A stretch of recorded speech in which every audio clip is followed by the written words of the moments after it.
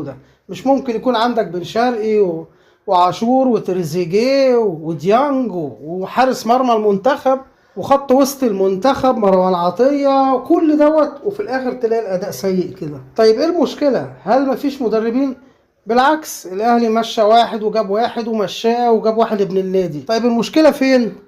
والناس كلها اجمعت ان الاحتياطي احسن من الاساسي والاساسي احسن من الاحتياطي، لكن مع الاسف الاداء سيء جدا. طب تعالوا نشوف الحكاية ايه.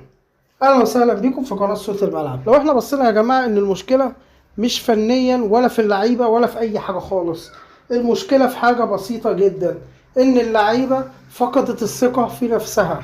لعيبة الاهلي مفتقدة الثقة في نفسها. بدليل ايه؟ بدليل اللي انت كولر كان بينزل لعيبة ويركن لعيبة ويستقصد لعيبة، فعمل هزة داخل النادي، داخل كل لاعب.